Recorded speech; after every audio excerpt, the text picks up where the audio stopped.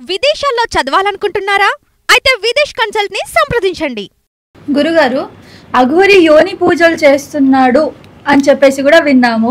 Normal గా అయితే మనకి కామాఖ్య టెంపుల్ ఉంది, అక్కడ వెళ్తారు, అందరం దర్శనం చేసుకుంటారు, పిల్లలు కాని వాళ్ళకి అవుతారు, ఇలాంటివి చాలా విన్నాము. ఎప్పుడు వెళ్ళింది లేదు. ప్రాక్టికల్ గా మనకి సోషల్ మీడియాలో ఎక్కడ దీని గురించి వివరించింది లేదు, ఎవరు పెద్దగా చూడలేదు, వినలేదు దీని గురించి. బట్ తెలుసు ఒకటి ఉంది అని చెప్పేసి. ఈ అఘోరి ఏం చేస్తున్నాడు అసలు? ఆయననే ఒక అబ్బాయి, ఆయన ఏంటి యోని పూజలు చేస్తున్నాడు అన్నది క్లారిటీ కావాలి. చాలా మంచి ప్రశ్న. యోని పూజలు అంటే ఎలా అనేది చెప్తాను. ఫస్ట్ మనం డెప్త్లోకి వెళ్తాం.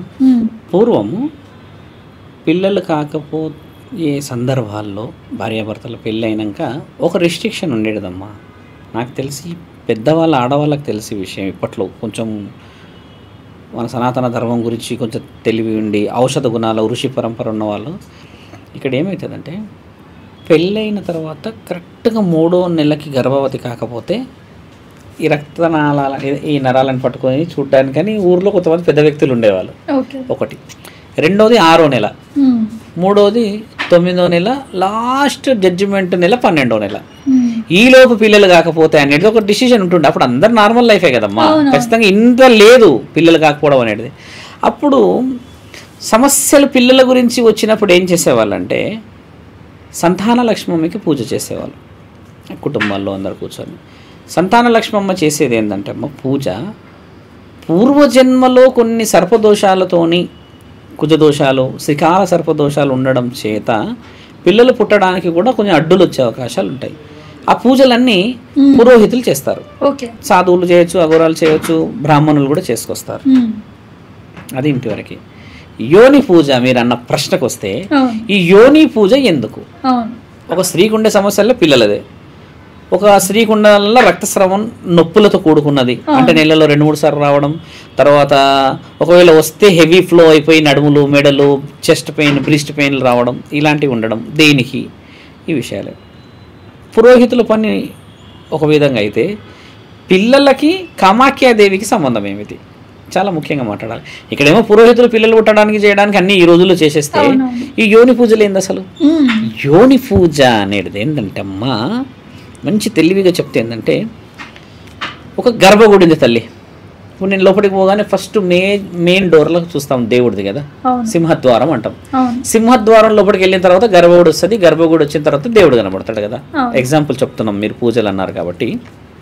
సర్పదోషాలు ఉన్న వాళ్ళందరూ సింహద్వారాన్ని దాటిన వాళ్ళు అన్నమాట. కాబట్టి సింహద్వారం దాటేసిన వాళ్ళందరూ ఈజీగా గర్భగుడి దాటేసేసి దేవతను చూడగలుగుతారు. అర్థమైందా? అంటే ఒక వే కనబడుతుంది ఆడ, ఓకే నువ్వు ఈ చిన్న వే దాటిపోవచ్చు అని చెప్పేసి. ఈ యోని పూజ అన్న వాళ్ళకి ఆ సింహద్వారం ఏదైతే ఉంటుందో అదే అర్హత కనబడదు, నీకు లోపలికి పోయే అర్హతనే ఉండదు. ఈ పూజలల్లా నేను అన్నది పిల్లలు, సంసారము, పెళ్ళిళ్ళు అనేది ఏంటంటే అమ్మా, నువ్వు ఆల్రెడీ ఇంట్లోకి వచ్చేస్తావు, ఇంట్లో ఉన్న సమస్యలు పరిష్కారం. అక్కడ ఏంటంటే నిన్ను ఇంట్లోకే రానియరు. యోని పూజ అనేది అది. ఎందుకంటే ఈవిడకి స్త్రీతత్వం ఉన్నదా అనేది ఒకటి. ఈ స్త్రీతత్వంలో వంశోద్ధారకులని, వంశ ఉద్ధారణకి పిల్లల్ని కనగలదా? 2, గర్భస్రవం అనేది వచ్చిన తర్వాత 1-2 monthsకి మిస్డ్ అబార్షన్, మిస్క్యారేజెస్ ఇలాంటియా, శారీరక కలయిక తర్వాత కొంతమందికి బ్లీడింగ్ అయ్యే అవకాశాలు ఉంటాయి. వీక్ అంటే it when we can call it is a where the capillaries get weak, there we can go with antifibrinolytic. అంటే దాన్ని in the science if you talk about antifibrinolytic అనేది ఏంటంటే అమ్మా, fibrinolytic is called capillaries weak. అంటే స్త్రీతత్వంలో capillaries అనేటివి weak ఉంటాయి. Capillaries అంటే ఏంది?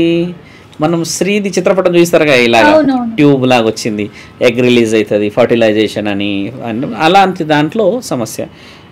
అలా కొంతమందికి ఏమవుతుందంటే అమ్మ, ఆ తత్వం శారీరంగా కలిసినప్పుడు వీక్ ఉండేసరికి నెక్స్ట్ డే కొంతమందికి ఇబ్బంది జరుగుతుంది. దానికి పరిహారాలు నేను మళ్ళీ మాట్లాడతా. అయితే ఇలాంటి అన్ని నానమ్మలు, అమ్మమ్మలు అబ్జర్వ్ చేసేవాళ్ళు. చేసిన తర్వాత ఈమెకి సమస్య పూర్వజన్మది కాదు, సమస్య గర్భాన్ని మరో జన్మని ఇవ్వకుండా ఆపుతుంది. కాబట్టి మనము స్త్రీతత్వం కలిగిన కామాఖ్యాదేవి తల్లి పార్వతీమాత అష్టాదశ శక్తిపీఠాల్లో 7వ స్థలం అది, అమ్మ యొక్క యోని పడిన స్థలం అది. అక్కడికి వెళ్ళినప్పుడు ఏం చేసేవాళ్ళు, ఒకప్పుడు దున్నపోతులు బలిచ్చేవాళ్ళు, మేకలు, కోళ్ళు బలిచ్చేవాళ్ళు. ఈ మధ్య కొంచెం తగ్గింది. అక్కడికి ఎందుకు వెళ్ళాలంటే, అమ్మ కలలో కొంతమందికి సిగ అనేది ఇలా కొప్పు అంటాం మనం, ఇలా చుడతారు ఆడవాళ్ళు. అలా కనబడి అక్కడ ఉన్న గ్రామాలందరికీ కనబడి చెప్పేదంట, నేను సంతానానికి, గర్భానికి, కుటుంబాలకి నేను ఎన్నో గొప్ప పనులు అని చెప్పి. ఇప్పుడు అమ్మ ప్రత్యేకత ఒక టెంపుల్ గొప్పగా అంత సులభంగా కాదు కదమ్మా, ఎందరికి కొన్ని మహిమలు ఉంటాయంటారు. అలా ఆ గుడి ప్రఖ్యాత కొంచెం చెందింది. ఇక్కడ శిల్పానికి రక్తస్రావం అవుతుంది. అక్కడ అమ్మ గౌహాటిలో ఉన్న విగ్రహం ఏదైతే ఉందో అమ్మ, ఆ విగ్రహం నుంచి రక్తస్రావం అవుతుంది. ఆ విగ్రహం నుంచి రక్తస్రావం అయినప్పుడు ఏం చేస్తారంటే, అక్కడ ముందు చిన్నగా ఒక కొలను లాగా ఉంటుందమ్మా ఇంతది. ఆ కొలనులోకి వచ్చే రక్తం అంతా పడ్డ తర్వాత నెలలో 5 రోజులు మూసేస్తారు ఆ గుడి. ఆ 5 రోజులు అయిన తర్వాత ఇప్పుడు పిల్లలు కాలేరు, వంశ అభివృద్ధి కావట్లేదు అని అంటారు కదా, అలాంటి వాళ్ళు అక్కడికి వస్తుండే.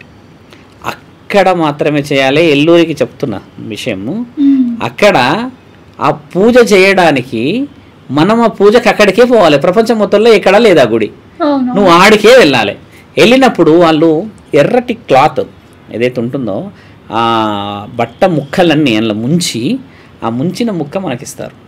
ఇంత సైజు ఇస్తే అక్కడ కూర్చోబెట్టి నగ్నంగా పూజలు చేస్తారు. స్త్రీలకి నగ్నంగా పూజలు ఎవరు చేస్తారు? ఎల్లూరి శ్రీనివాస్ చెప్పిండు కదా, వీళ్ళు కాదు, ఆడవాళ్ళే చెయ్యాలి పూజ. మగవాడిది లేదు, యోని పూజలో భాగమే లేదు. యోని పూజలు ఆడవాళ్ళే ఎందుకు చేయాలంటమ్మా, యోనిని ఖచ్చితంగా తగిలే అవకాశం ఉంటుంది. ఒక స్త్రీ ఇంకో స్త్రీని తగలాలి. యోని అనేది వాళ్ళు యోనిని ఎందుకు తగలాలి ఈ విషయం చెప్పాలమ్మా. కొంచెం మనం డీప్గా వెళ్దాము, సబ్జెక్ట్ అవసరం కాబట్టి చెప్తున్నాను. ఒక స్త్రీకి పురుషుడికమ్మ మొత్తము నవరంధ్రాలే ఉంటాయి, కానీ కనబడని ఇంకో రెండు రంధ్రాలు ఏంటంటే అమ్మ, ఒకటి బ్రహ్మరంధ్రం, తల్లి నెత్తి మీద బ్రహ్మరంధ్రం ఉంటుంది. స్త్రీలకైనా పురుషులకైనా బొడ్డు ఉంటుంది కదా, దీన్ని నాభీరంధ్రం అంటారు. ఈ నాభీరంధ్రం అనేది లోపటి నుంచి స్త్రీలకి పురుషులకైనా ఉంటుంది, కానీ స్త్రీకి ఏంటంటే గర్భాన్ని మోసేటప్పుడు ఉపయోగపడుతుంది. బిడ్డకి లోపటి నుంచి గాలి పోతుంది, ఊపిరి పోతుంది. ఈ పేగుతోనే ఉంటుంది చూడండి, బిడ్డ పేగుకు ఉంటుంది అంత సంబంధం. మనం బొడ్డు కట్ చేస్తాం కదా బిడ్డ పుట్టినప్పుడు, ఇది నాభీరంధ్రం అంటారు. ఈ నాభీరంధ్రానికి సంబంధించింది గర్భం కాబట్టి యోనికి నాభికి సంబంధించిన ఈ లెక్క ఇలా చేతు అంటే ఇంత డిస్టెన్స్లో పెట్టి పూజ చేసే సమర్పణ ఉంటుంది. ఇలాగా అంటే ఆ భాగం దగ్గర, అందుకని స్త్రీలు చేయాలి. మరి 40 సంవత్సరాలకి ఏ పూజ చేస్తున్నారు? యోని పూజ ముమ్మాటిగా వాస్తవం. ఇప్పుడు 20 అనేది కూడా ఏజ్ కాదు, 18-19కి పెళ్ళిళ్ళు అయిపోయేటి ఒకప్పుడు. ఇప్పుడు 20కైనా 22కైనా కూడా పెళ్ళిళ్ళ వయసుకు పిల్లల కోసం పోయే వయసులోకి 40 సంవత్సరాలకి యోని పూజ చేయడానికి అర్హత లేదు. ఒక విషయం, యోని పూజలు 40 సంవత్సరాల వరకు ఎక్కడ ఉంటుందంటే అమ్మ, పిల్లల గురించే అయితేనేమో వయసు అవసరం. మీరు అన్నట్టుగా రక్తస్రావం ఎక్కువయ్యి, తర్వాత బ్లీడింగ్ ఇంటర్నల్గా ఎక్కువైపోయి, ఏదైనా బరువులు ఎత్తితే బ్లీడింగ్ అయిపోయి అయితే కంటిన్యూగా ఫ్లో అయిపోవడం వల్ల దానికి వైద్యుల నుంచి దానికి కొన్ని ప్రేతాత్మలు కొన్ని ఇబ్బందులు పెడుతున్నాయి అనడానికి చేసేది పురోహిత తత్వం వరకే అయిపోతుంది. కానీ నేను చెప్పిన ప్రశ్న కొంచెం డీప్గా మీకు అర్థమైందని కూడా ప్రేక్షకులకు అర్థం కావాలి. నేను అన్నది గర్భం నుంచి పరబ్రహ్మ స్వరూపం బయటికి రావడానికని చేసే పూజనే యోని పూజ. అందుకే కదా నా తల్లి ఆడ కూర్చొని ఉంది కామాఖ్యాదేవి గౌహాటిలో కదా, అది వివరణ ఉంది కదా. పురుషుడు చేయొద్దని అర్థమైంది కదా, అక్కడికి ఎందుకు వెళ్ళాలంటే గుడి అని అర్థమైంది కదా. మరి ఎక్కడ వీళ్ళందరూ గుహల్లో చేరి చేస్తున్నారు? మగవాళ్ళు పట్టుకుంటారు ఆడవాళ్ళని. అలా చేసేటప్పుడు ఒక మత్తు ఉంటుంది వీళ్ళందరి దగ్గర, ఇలాంటి దొంగల దగ్గర. అది బొట్టు పెడుతున్నాము అంటారు. చాలా తెలివైన ప్రశ్న అడిగారు. ఇలా బొట్టు పెడుతున్నాం అన్న టైంకి ఈ చేతిలో నుంచి కొంచెం మత్తు వదిలే అవకాశం ఎక్కువ ఉంటుంది, గమనించాలి. ఇలా బొట్టు పెట్టేటప్పుడు ఇట్లా అంటాగా, బొట్టు పిలిచినప్పుడు వాళ్ళు ఇది కూడా అంటారు, గాలి పీల్చుకోవాలమ్మా మంచిగా బొట్టు పెట్టేటప్పుడు, కళ్ళు మూసుకొని అని అంటారు కదా. ఆ తర్వాత చాలామంది ఏం చెప్తారు, ఒక 10-15 నిమిషాలు ఏమైందో తెలియదు అంటారు. నాకు కాల్స్ కూడా చాలా వచ్చాయి అలాగా. ఇదంతా అవతల వ్యక్తిని వశపరుచుకోవడానికి, కామానికి చేసే పనులు ఎదవలు చాలామంది ఉన్నారు. కాబట్టి నలుగురు కనబడే ప్రాంతంలో, నలుగురు తిరిగే ప్రాంతంలో గుడిలోకే వెళ్ళాలి. ఇది ఒక ముఖ్యమైన విషయం. నేను చాలాసార్లు చెప్పాను కూడా, అలా జరుగుతాయి. ఇప్పుడు ఎవరో అమ్మాయిని తీసుకెళ్ళి, అమ్మని తీసుకెళ్ళి అక్కడ ఏదో చేశాడు, కూర్చోబెట్టాడు, అన్ని తగలడం చేశాడు, ఏదో అయింది, అంతవరకు అయిపోయింది కదా. ముమ్మాటికి అవాస్తవమైన పూజ. యోని పూజలు ఎందుకు చేస్తారో చెప్పాము కదా. ఇప్పుడు ఏనికి వస్తాను మళ్ళీ. ఆ వస్తువుతోని ఈమెకి పిల్లలు ఎలా అవుతారు కదా తల్లి. ఇప్పుడు నేనైతే చెప్పా, భలే ఉందే మీరు చెప్పిన వ్యవహారం అంతా, నమ్మసక్యంగా ఉందా, ఇన్ఫర్టిలిటీస్తోనే అయితే లేవు కదా. కాబట్టి పార్వతీ మాత ఏం చేస్తుందంటే వాళ్ళ ఇంటికి వస్తుంది, నీతో పాటే వస్తుంది. ఆ రోజు పూజ అయిన వాళ్ళ ఇంటికి వచ్చేస్తుంది ఆవిడ. ఓకే. ఎలా వస్తుంది గురువు గారు అంటే, మరి ఆవిడ రక్తాన్ని తీసుకొచ్చుకుంటున్నాం వెంబటి రక్తపు మాంసపు ముద్దలు, గర్భం నుంచి ఒక బిడ్డను తీసుకొస్తే తల్లి ఎట్లా కొట్లాడుతుంది మీరు గమనించండి. తండ్రి కొట్లాడాడు కానీ నా రక్తపు మాంసపు ముద్దలు రానివ్వు అని ఇట్లా కొట్టుకుంటుంది తల్లి. కొన్ని సినిమాల్లో కూడా చూసి ఏడుస్తారు. తల్లి ఒక్కతే ఎందుకు ఏడుస్తారు అట్లా, తండ్రి అట్లా ఏడవాడు. ఏం పుట్టినవరా నువ్వు అని చెప్పి పటాపట తగిలిస్తారు. తండ్రిది ఇష్యూ వేరు, కానీ తల్లి వస్తుంది. రక్తపు మాంసం ముద్దలేవి, తల్లి యొక్క గర్భంలో రక్తాన్ని తాగుతాడు, తింటాడు బిడ్డ. ఆ 9 నెలలు బ్లీడింగ్ కాదు తల్లికి, కాబట్టి తల్లి ఫీల్ వేరు, తండ్రి ఫీల్ వేరు కదా. అందుకని మరి ఆ తల్లిని తీసుకొని ఎంబడి వస్తున్నప్పుడు మరి ఆ తల్లి బాధ్యత ఇవ్వాలా వద్దా? ఆ క్లాత్ని ఏం చేస్తారంటే అమ్మ, ఏ స్త్రీకి అయితే ఇబ్బంది ఉంటుందో తాయెత్తు కడతారు, దాన్ని మంచి క్లాత్లో కట్టి నడుము కట్టేస్తారు. ఆ తాయెత్తు కడితే అమ్మ ఎంబడి ఉన్నట్టు అర్థం. రెండో విషయం, ఇంకొంచెం మిగిలి ఉన్న ఒకవేళ కొంచెం అవసరానికి ఉన్న దాన్ని గర్భగుడికి కానీ ఇంట్లో ఉన్న గుమ్మానికి కానీ కడతారు. ఆ ఇంట్లోకి అమ్మ వస్తుంది. అమ్మ మనతో పాటే ఉండి నిజముగా ఈ అమ్మతోని కారణాలు చేయాల్సిన అవసరం ఉన్నది, నిజముగా ఈ అమ్మకి ఒక జీవితాన్ని ఇవ్వాల్సింది అన్నప్పుడు నా తల్లి జగన్మాత కదా, పార్వతీమాత. కాబట్టి అమ్మల కన్నా అమ్మ వచ్చేసి నీ ప్రసవాన్ని, నీ యొక్క గర్భాన్ని ఆశీర్వాదంగా ఇచ్చిపోతుంది. ఎంత శాస్త్రంగా ఉంది చెప్పండి ఇది. యోని పూజకి 15 లక్షలు అవుతాయి ఆ తల్లి కావు. ఇక్కడ ఏమవుతుందంటే, యోని పూజకి ఏ వస్తువు ఖర్చు అవుతుందంటే, ఒక తెల్లటి క్లాత్, తెల్లటి బట్ట మాత్రం తీసుకెళ్ళాలి మనం. తెల్లటి బట్ట తీసుకపోతే వాళ్ళు ఎర్రటి బట్ట ఇస్తారు మనకి ముంచి. Very simple. ఇంకో విషయం అందరూ తెలియాల్సింది ఏంటంటే, గౌహాటిలో నిజమైన నాగసాధువులు అఘోరాలు ఉన్నారు. అయితే ఈసారి మనం ఇంకో వివరంగా వెళ్దాం. అక్కడ రుద్రాక్షల చెట్లు ఉన్నాయి, చుట్టూ ఊరుకున్నాయి. నాగసాధువులు అఘోరాలు ఈ 5 రోజులు ఏం చేస్తారు తెలుసా అమ్మ? చితాభస్వం రాసుకొని బంగు దాగి అది డమ్మరుకం పెట్టుకొని ఇట్లా పెట్టి హర మహాదేవ్ అని ఇట్లా పట్టుకుంటూ ఆడతారు. నైట్ అంతా మెలుకుంటారు. 5 రోజులు ఉంటారు అట్లా వాళ్ళు. 5 రోజులు నువ్వు వెళ్ళి చూడొచ్చు, ఇప్పటికి లైవ్ నేను చెప్తున్నాను. 5 రోజులు లైవ్ అఘోరాలు ఉంటారు ఆడ, అలా ఆడుతూనే ఉంటారు. అవన్నీ చూసి అమ్మ 5 రోజులు ఫుల్ ఉంటారు. మిగతా 5 రోజుల తర్వాత మళ్ళీ వాళ్ళు కొన్ని వాళ్ళకి సంబంధించిన స్థావరాలకు వెళ్ళిపోతారు, ప్రత్యేకంగా ఉంటారు. అలా ఎందుకు వస్తారంటే, అమ్మ ఇంటర్నల్గా జగన్మాత 5 రోజులు ఒక క్రమని, ఒక సిద్ధిని, ప్రపంచానికి తెలియని ఒక అంతరార్థమైన రహస్యాన్ని భూమండలం బాగుండాలని చెప్పి విడుదల చేస్తుందని అర్థం. అక్కడ ఏమవుతుంది, అండాలు విడుదలవుతున్నాయని అర్థం కదా. అది అండాలు విడుదలైనది అని అన్నది తీసుకొస్తే మరి ఇక్కడ ఖచ్చితంగా అండానికి ఉన్న శక్తి ఉంది, బిడ్డనే కదా. ఈ విధంగా వస్తున్నప్పుడు మరి వాళ్ళు ఆనందంగా బంగు పెట్టేసి అమ్మకి ఆశీర్వాదం, అమ్మాయికి ఆశీర్వాదం తీసుకొని అమ్మని మైమర్పిస్తుంటారు ఇలాగా ఆనందంగా. ఆ ఆనంద డోలాలు, వాళ్ళ భజనలు ఇవన్నీ చేస్తుంటే అమ్మ కూడా నిద్రపోతుంది అని అంటారు. అంటే 5 రోజులు విశ్రాంతి సమయం కాబట్టి వాళ్ళ యొక్క పూజా నియమ నిబంధనల్లో శాస్త్రత చాలా బాగా దాగి ఉంటుందమ్మా. ఊరుగా డబడిబడమని యోని పూజ చేసేసినానంటే, యోని పూజ దేనికయ్యా నువ్వు చేసేవాడివి? యోని పూజ నువ్వు చేసేది? నీకు పడితే పూజ చేసేవాడు లేక? ఆడపిల్లలందరికీ చెప్తున్నా నేను, గర్భానికి సంబంధించిన విషయ వివరణలన్నీ వేరే ఉన్నాయి. మళ్ళీ ఎవడు పడితే వాడు చేసేయడానికి లేదు. వేణుస్వామి గారు కామాఖ్యాదేవి దగ్గరికి వెళ్ళి చేస్తారు. నేను ఈ మాట విన్నా. ఆయన అక్కడికి వెళ్ళి చేస్తాడు, ఇక్కడ చేయలేడు కదా. ఆయన గురించే ఉండే ప్రస్తావన ఫస్ట్లో, ఇప్పుడు ఎక్కడ లేకుండే, ఇప్పుడు ఈయన వచ్చాడు కదా. కాబట్టి అన్ని లక్షలు కావు, ఒక తెల్లటి క్లాత్ అవుతుంది. ధర్మం కాపాడబడాలి. ఇప్పుడు యోని పూజలు అనే విషయం నాకు తెలిసి మీకు వివరంగా అర్థమైంది కాబట్టి ప్రేక్షకులకు కూడా అర్థం కావాలి. అలాంటి పూజలు లేవు తల్లి, పూజలు ఉన్నాయి కానీ ఇక్కడ మన శాస్త్రీయం ఇక్కడ చేసేటి లేదు. గౌహాటిలో ఎవరు పడతారు చేయరు, ఆడవాళ్ళే. ఆ పూజకు అంత అర్థం లేదు తల్లి. తల్లి పార్వతీమాతకి ఎంతటి అవమానం, మగవాడు చేయగలడా? చాలా తప్పది. ఎల్లూరి నువ్వు ఖచ్చితంగా బయటకు వెళ్ళాల్సిందే. ఇలాంటి పూజలు చేసి అందరు ఇబ్బంది పెట్టకు. ప్రతి ప్రశ్నకి పరమాత్ముడు ఒక ఆలోచన చేసి పెట్టాడు కాబట్టి ప్రేక్షకులందరూ వినాలి, ధర్మాన్ని కాపాడాలి.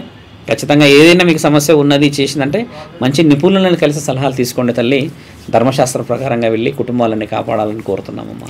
సో అర్థమైంది కదండి వ్యూవర్స్లో ఎవరైతే చూసి ఉంటారో. సో యోని పూజ అంటే ఇది ప్రాపర్ ప్రాసెస్ అన్నమాట. ఎవరు పడితే వాళ్ళు చేసేది కాదు, ముఖ్యంగా ఆడవాళ్ళే చేస్తారు. అది కూడా ఆ ప్లేస్లోనే చేస్తారు, ఎక్కడ పడితే అక్కడ చేయరు.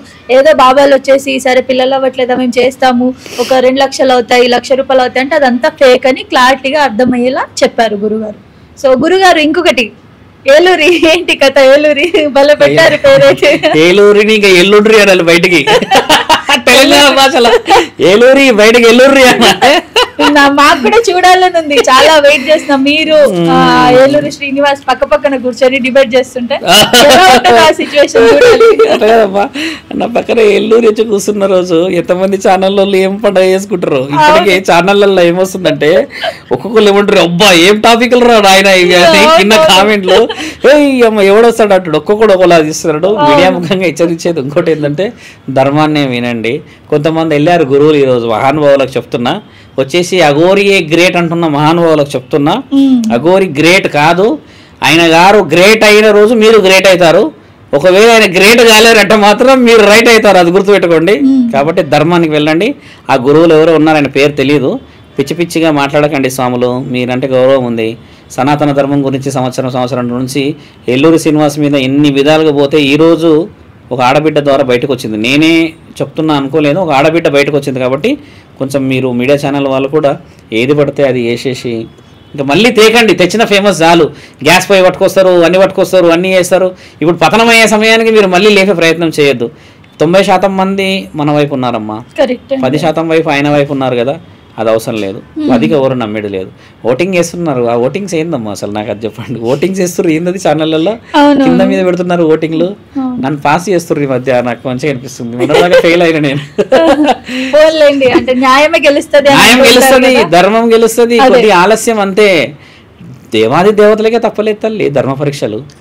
మామూలుగా ఎల్లూరు అనేటోకి ఎంతసేపు చెప్పమ్మా. నమ శివాయ నమః.